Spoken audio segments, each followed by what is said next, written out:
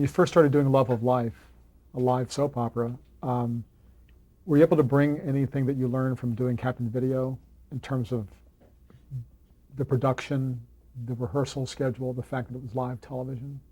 What was the transition like to doing a daytime serial?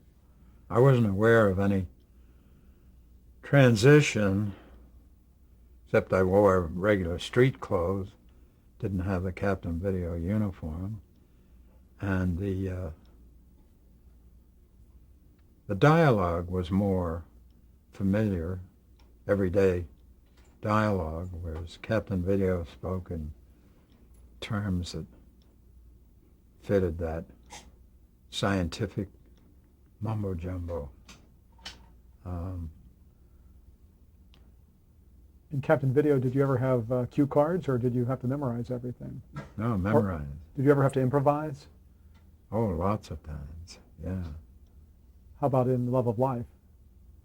If an actor forgot a line, I mean, what did you draw from theater experience also, because that was live, in terms of either covering or improvising or moving on? Well, we could reshoot something, but see, we did a live rehearsal, and that was what we went on the air with. So when we got off, the director would say, well, you know, we covered this camera-wise, but that was a mistake, a move somebody did. What was it like? Well, what was your rehearsal time? Did you rehearse the day, or the day before the show, or okay? No, the day of the show. And was the show at the time? And the day before. And the show back then was a half hour in length? Yes. Yeah. What was it like working with Peggy McKay? Well, she's a very conscientious actress, very serious, and I was more inclined to laugh about something that would embarrass her, because I think I've always tried to, I hadn't tried, it's just the thing that's amusing. If there's anything amusing about it, I'll find it. I don't mean that entered the acting, because like when I ran into Elia Kazan, and he said, you're doing Love of Life? Well, why don't you work out with the actor studio? And I said, what am I going to learn there? I said, that's my style of acting. He said, yes, but you could polish it more and all that. So if there's any way I would describe what I did through acting on stage or in front of any camera, is just being natural, what they call a natural actor. I didn't go into changing myself. When Bonnie Bartlett took over the role that Peggy McKay played, did the show change then? Was there a different? No. It was just a change of personality and actual person. She was fun to work with. Did you play your role any differently? No, but I think that I got a kick out of her off stage, so to speak. When we weren't doing the show, we had a lot more humor going. What about fans of your character back then? Did you get fan mail on that show? No, but only in that sense of running into somebody that knew I was Paul Raven. I was that character. And so the network that was always a surprise to me. did the network have like a publicity machine back then in terms of promoting the show and you know all the stars and all that? I mean, No. okay. What's your favorite memory of working on that series? You want to go back and pick it up? Sure. I think we got through that last question. Okay, we were talking about Peggy McKay. fan mail and Yeah. you know, I didn't get any fan mail then. and about the creator of the show, Roy Windsor. Did you work day to day with him, or what do you remember No, about he him? he was producer. Larry White was the director. But Roy Windsor and I hit it off great because he was a golfer and so was I. And so we played 2 or 3 times a week. And so that was a sorry state when I tested him with that collar. What? That was the end of our friendship. Right. That's too bad. What was your day to day schedule like? Like what time did you have to be at the studio, and what time were you finished? We were like, after the show, we'd break for lunch and then come back and do the afternoon in doing the following day's script, read it and rehearse it once. And we started in the morning. What time was that show on the air? 11 o'clock? Good question, John. But whatever it was, we got there, I would say, 3 hours before. And do the show, take criticism from the director or suggestions, and then do another run-through.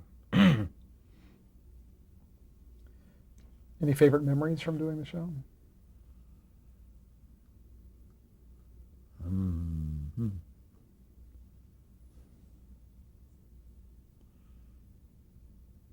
Or overall, not necessarily moments, but even overall? What it was like doing a soap opera compared to, you know, Broadway or filmed television later? Well, it was real make-believe because the sets and all were much better than they were on Captain Video, but there's that artificiality that you overcome, and but the people on the show became like a family. We anticipated getting together and working and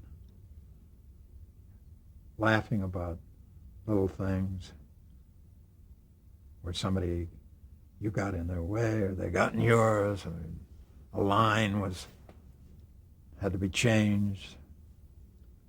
So there was a camaraderie among the cast members? Yeah.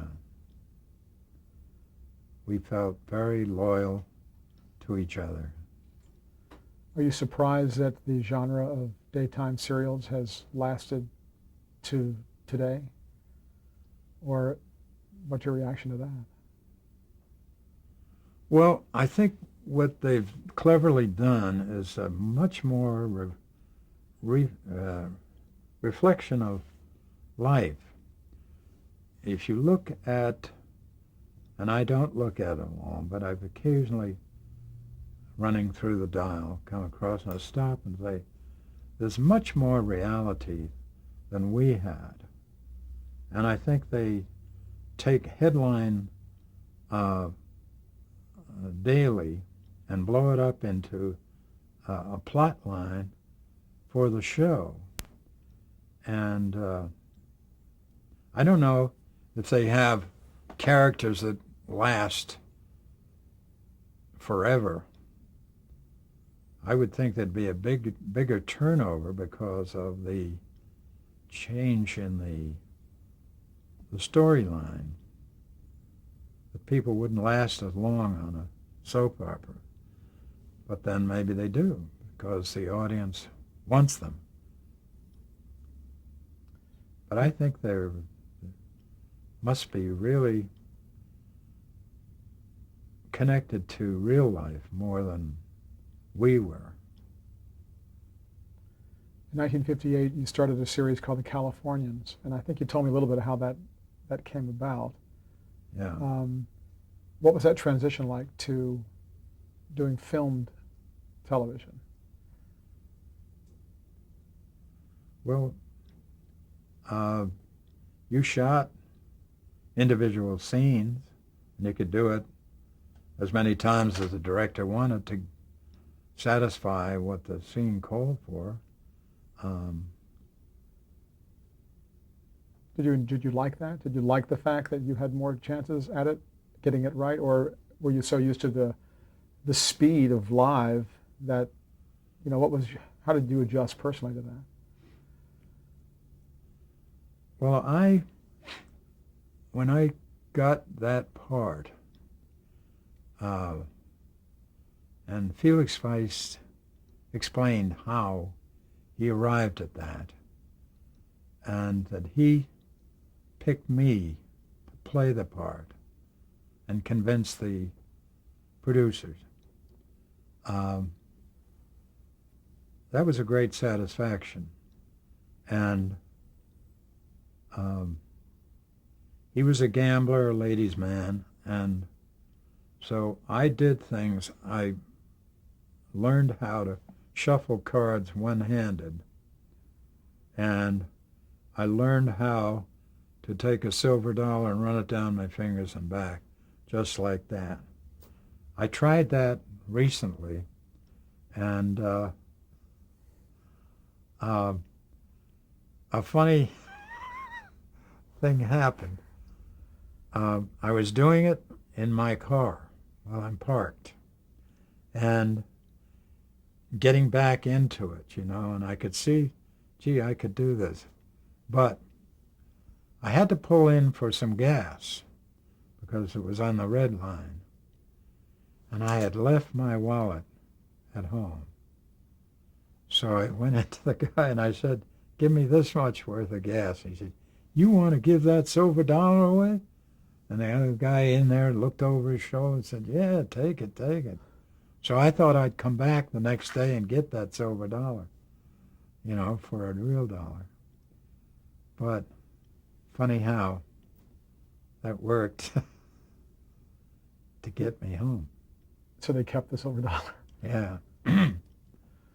What about the character you played, Matthew Wayne, on The Californians? Tell me something about the character. Well, he was, like I say, a gambler, but he had a heart for people's problems. And we had, for instance, one show where a little orphan kid, and a very good actor he was, and so he was under my care for that episode. And I tried to get the producer to somehow incorporate that in the show, because I thought this had a handle where that kid could do precocious things and get himself into trouble, and I'd have to rescue him. It could fill up a whole episode, but it could make my character much more recognizable to people in the audience who had children, to see this guy cared about that kid that was no relation to him. And the development of the child with my influence, but he didn't see it. We're not going to have a kid show. So was this a violent show? It was a Western, or did it tend to work out its storylines without a lot of violence? there wasn't a lot of violence. No. What do you think about the state of the Western at that time in television? This is the late 50s. Well, I'm very partial to Westerns, and I think that they should be a regular part of the TV schedule, especially to acquaint kids who never knew anything about Western heroes or what went on in that day that can be likened to history. But they could get a lot of good heroes, which is very important, we know, for kids growing up, to have somebody with good character to emulate. Do you have memories of working with Wilma Fansler on that show? Or Art Fleming, who, this is pre-Jeopardy, before his hosting days. Art Fleming was a... Yeah. Well, he was a nice guy to work with. And Wilma... Fansler, Fansler, Yeah, what did she play? That's bad.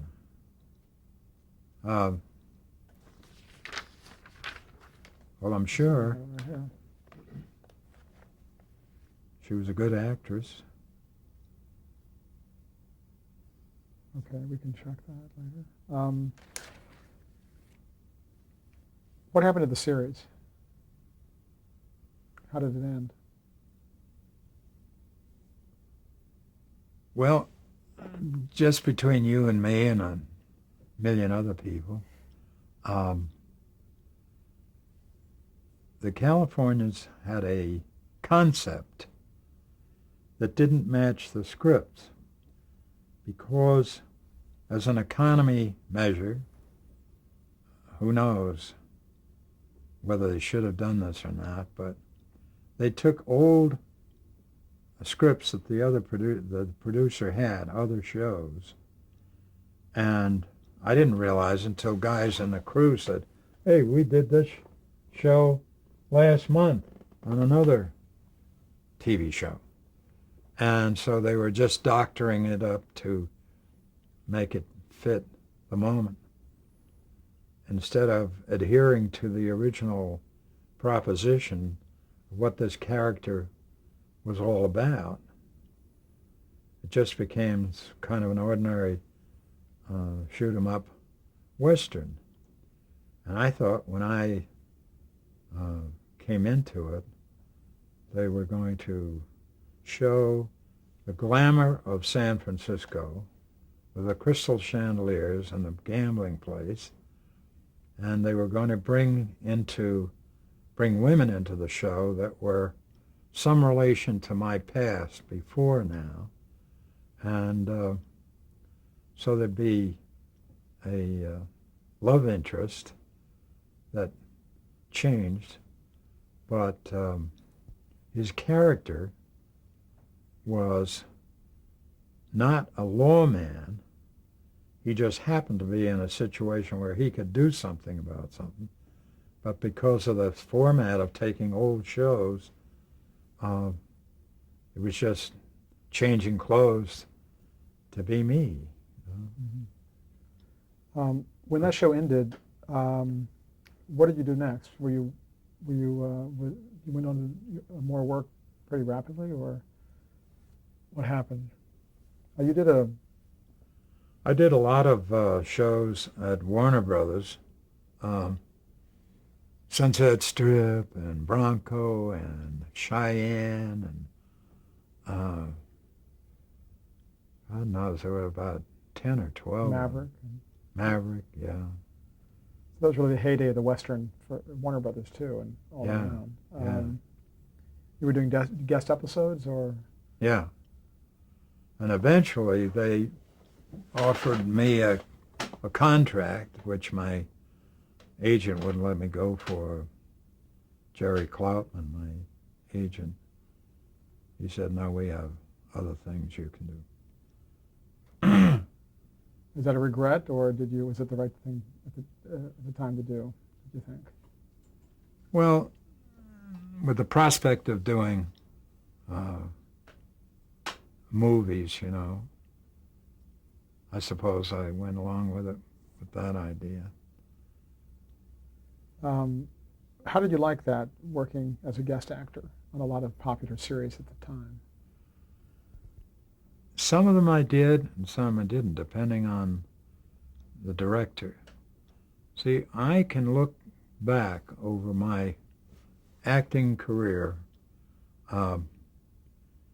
that I was only good in anything when I felt like I was, I don't say the star, but that I could bring originality to something. But when you're playing a guest shot on a fast shooting show, say, go here, stand there, do this, and I think that eventually got to me where I didn't feel that I had any charisma, any charm, any value to myself as an actor, much less to the part that I was playing. So it just, the whole thing soured. Do you have any particular show you remember as being more of a positive experience among those? And some of the others were not Westerns. I Perry Mason and the Loretta Young Show and Surfside 6. Or any of the, What was that last one? Surfside 6, or any of the main stars you liked working with, like James Garner or Ephraim Zimbalist Jr., Roger Smith, on Bonanza, Lauren Green. I liked the boys on Bonanza, and Ephraim Zimbalist was wonderful to work with, and the people in that cast, I remember. And Bronco, well, we didn't cross our paths too much on that show. And Cheyenne. And Cheyenne. Laramie, you did several episodes of. Yeah. What about James Garner? He wasn't on the Maverick that I did. So he had already gone to the brothers' characters by then. Yeah. Yeah, it was Brett and Bart, and it seemed like they had a whole slew of them. And you did a daytime show for CBS in 1962 called The Clear Horizon. How did that come about? Well, I auditioned for that, and the director, do you have that there? No, I don't. Anyway, he directed a show at Dumont, Hal Cooper, and it was called The Magic Cottage, and they were right next door to us, the Captain Video set, and so I got to know him, and so when they came to cast this part on The Clear Horizon, he called me in, said, I think you'd be right for this. So I didn't even audition for it. And it was a great show, but the budget, the expense was too heavy because they were showing scenes of a space capsule landing in water and the rescue, and you know, all that had to be shot, and this was a daily show, so it didn't grab that big an audience. What was the show about? What was the main premise? Well, as far as my character was concerned, he was a newspaper guy who was always getting in everybody's hair because he was delving in. He had a jacket that he wore, it looked sort of official, so he knew all the personnel and he got access to things. So I was always in trouble explaining my way out. But the basic was trying to, I guess, show the private life, the family life of astronauts and engineers backstage, so to speak, where you wouldn't see that when a space launch took off. You could just wonder, how does that wife feel about her astronaut husband going off. And so this character was sort of a conscience kind of thing, trying to embarrass the guys into revealing some inside information. Where was that series shot? At CBS. In Los Angeles? Yeah. Okay. Yeah. By the way, earlier I had mentioned someone on the Californians. It was actually a character's name I gave you, Wilma Fansler, but it was played by an actress named Carol Matthews. Oh, yeah. So that was my fault. Oh, of course. Carol Matthews. Yeah, and I knew her from a Broadway play earlier called Strange Bedfellows. And she was an understudy, and she played the part of the leading girl who was my wife after the leading girl left. So we had a background of knowing each other. And she was a fun gal when she, was between lines. Lots of humor. What was your last, your acting career kind of, slowed down after this. What was your last acting job, and why did you decide to kind of, to move on from that? I was doping that out the other day, and I think it's what I alluded to before, that it lost its charm. And I was out here in California. I guess if I was in New York, I'd have been trying to get into a play on Broadway to take up the slack. But it just working in pictures was not the thing. It lost its charm, or I lost my charm for myself. It didn't have the fascination, Let's talk about the craft of acting a little bit.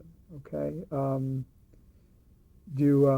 How important is it for an actor to have an agent? Do you still have an agent? I mean, do you No. have the occasional? Okay. But how important is it for a working actor to have an agent, do you think? Very important. What role do you see as the agent playing in an actor's career? Well, if he's big enough and good enough, he will pick the parts that are going to advance you as an actor. But just as to keep you working, you need an agent that has access to casting people. And if you become something noticeable, you can bypass having an agent, because you'll get scripts sent to you for your consideration. But for somebody starting out, you've got to have an agent. The whole process of an actor getting into the motion picture business is you first have to be a member of Screen Actors Guild. You can't be a member until you are acting. So how do you act in a film without being Screen Actors Guild? So it's a vicious circle that way. Okay. We'll take a brief pause and change tape.